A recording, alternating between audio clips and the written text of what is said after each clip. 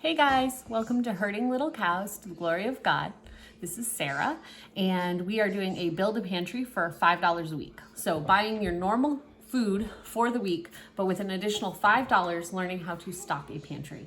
When I first got married, I didn't really know how to cook and I didn't know how to stock a pantry. So if I could go back to that time and I had an extra $5, this is the order of things that I would buy.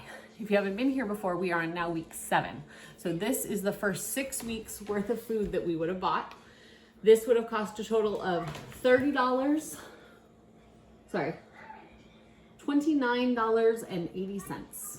So we have the $5 a week to spend, and then each week we have like a little bit rollover. So we have 20 cents left from last week's to roll over to this week.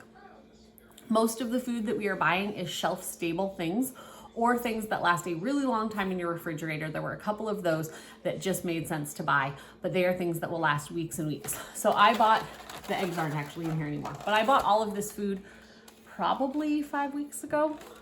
And this just went out of date yesterday, 2 days ago, whatever the date is. But this just went out of date. And so this would be in the fridge for weeks on end. So anyway, the next thing, this would be this week 7. So I'm going into this week with $5.27. And on week 7, I would have bought long grain rice, a 1 pound package at Walmart, costs 92 cents. I would have bought jelly and I would have bought cheese. So if you go back, you'll see that we're doing cooking videos along with this stuff that we have. But jelly can go with the bread that we've been making, and you can either just do jelly toast or you can make peanut butter and jelly sandwiches. You can also use it to flavor some other different recipes you could make, like one thing I haven't made yet, but you can make like thumbprint cookies with jelly in them. There's a bunch of different things that you can do using jelly to sweeten things.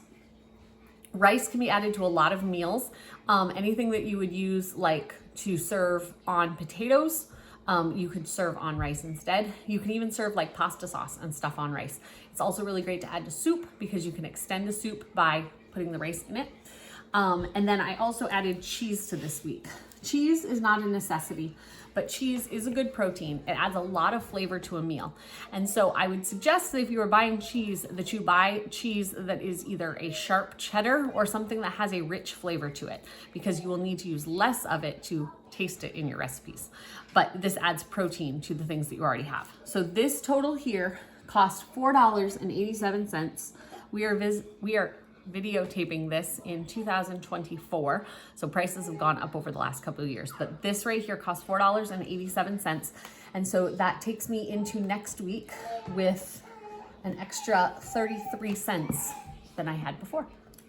So we will go into next week's thing, but this was what you'd buy for week 7. Come back for a cooking video. We'll see you guys next time on Herding Little Cows to the Glory of God.